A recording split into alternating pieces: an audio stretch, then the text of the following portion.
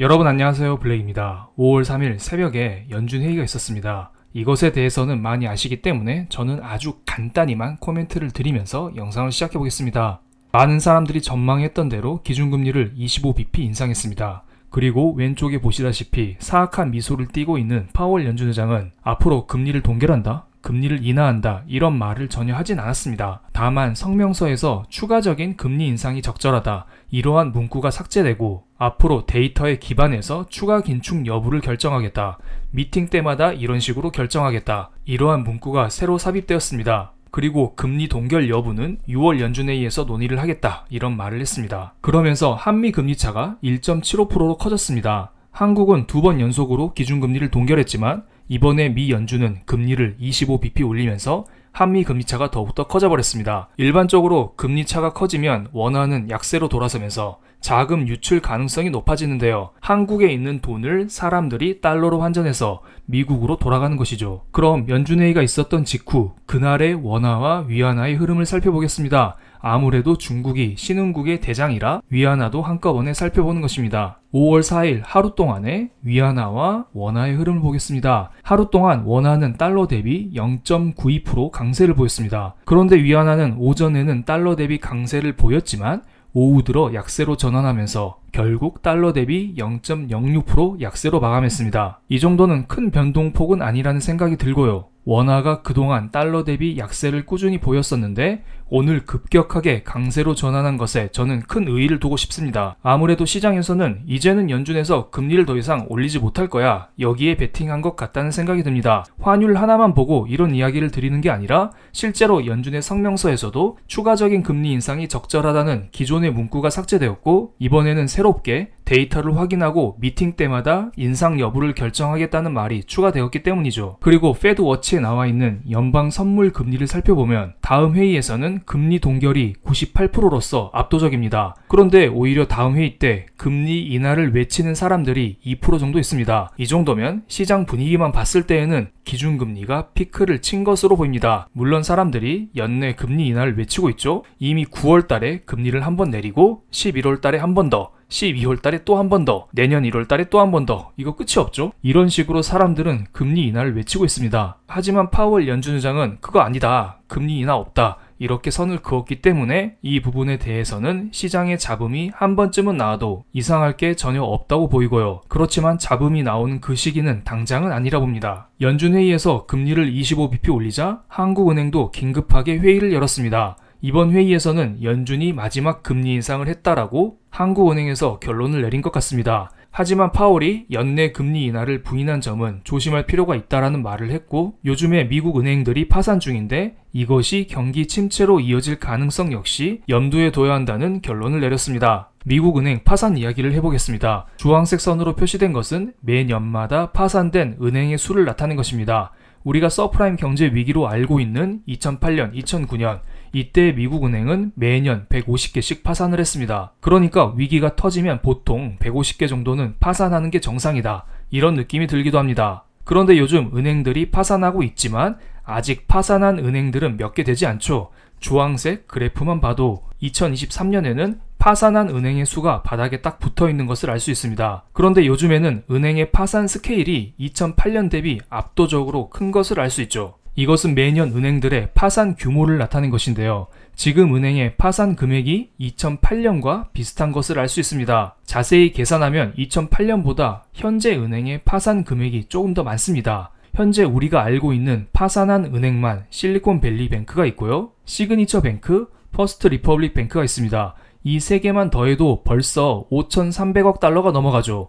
2008년 은행의 파산 금액인 5,200억을 넘어간 수준입니다. 그렇지만 2008년에 파산한 리만 브라더스가 여기에 포함되어 있지 않습니다. 리만 브라더스 파산 당시 자산이 6천억 달러인 것을 감안하면 2008년 은행의 파산 사태는 조금 더 심각했다고 볼 수가 있겠네요. 하지만 은행의 파산은 아직 끝나지 않았습니다. 팩웨스트 은행이 매각을 포함한 전략적인 옵션을 검토 중인 것으로 알려져 있습니다. 참고로 이 은행의 자산 규모는 440억 달러 정도 됩니다. 또한 미국의 중소은행인 퍼스트 호라이즌 역시 불안불안합니다.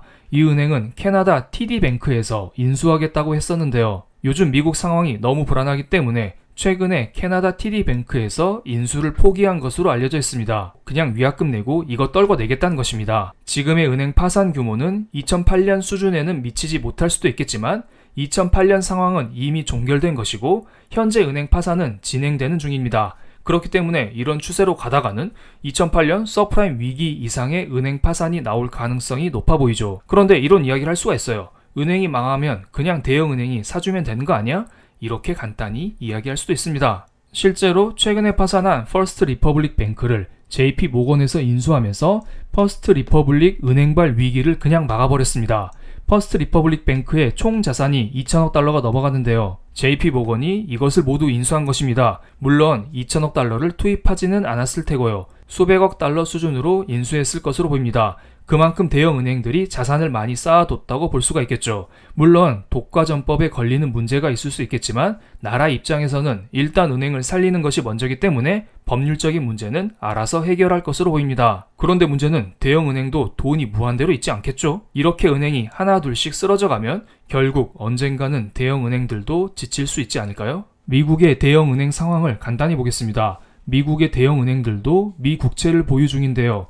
이것은 2009년부터 현재까지 분기별 대형 은행들이 보유한 국채의 미 실현 손익을 나타낸 것입니다. 최근 국채 가격이 떨어지면서 이들이 보유하고 있는 국채의 가치 역시 떨어졌습니다. 물론 이들이 국채를 매도하지 않았기 때문에, 즉 손절하지 않았기 때문에 손실을 확정 짓지는 않았습니다만 이들이 국채를 보유함으로써 미 실현 손실 금액이 2,100억 달러 정도이고 뱅크 오브 아메리카가 이 중에 3분의 1을 차지하고 있습니다. 빨간색 커브가 뱅크 오브 아메리카입니다. 실리콘밸리 뱅크가 국채를 매각하다가 뱅크런이 발생하면서 부도가 난 거잖아요. 그렇기 때문에 대형 은행들 역시 쉽게 국채를 매각하지는 못합니다. 물론 이들의 자산이 풍부하기 때문에 당장 국채를 팔 이유는 없을 것이고요. 2023년 1분기 기준으로 JP모건의 자산은 3조 7천억 달러입니다. 중소은행을 인수하기에는 풍부한 돈이죠.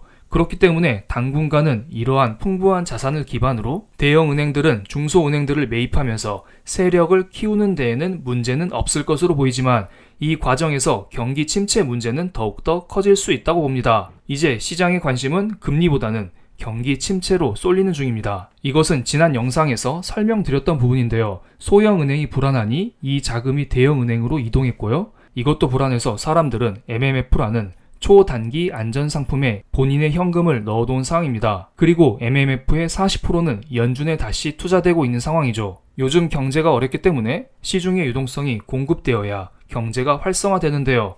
오히려 은행 위기가 터지면서 유동성이 연준으로 다시 빨려 들어가는 상황입니다.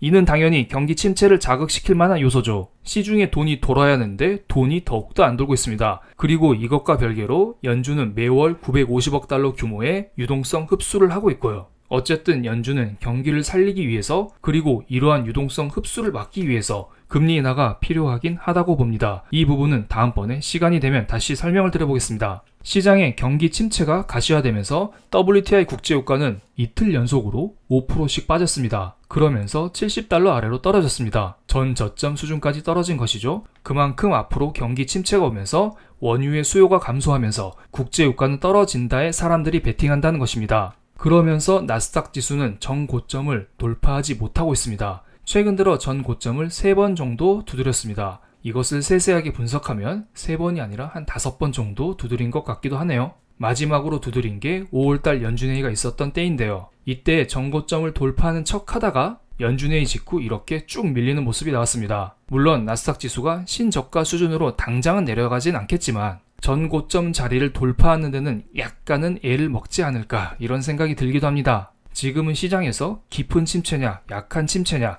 이것에 대한 논란이 한창입니다. 이것이 어느 정도 발라질 때까지는 시장에 어느 정도 혼선은 있을 것으로 보이고요. 그리고 우리가 다시는 어린이날에 미국의 고용 보고서가 공개가 됩니다. 이 고용 보고서 역시 확실하게 체크할 필요가 있어 보이죠? 그럼 저는 새로운 소식이 들리면 여러분께 다시 한번 인사를 드리겠습니다. 오늘 영상은 여기서 마치겠습니다. 제 영상이 마음에 드시면 구독, 좋아요, 알림 설정까지 부탁드리겠습니다. 감사합니다.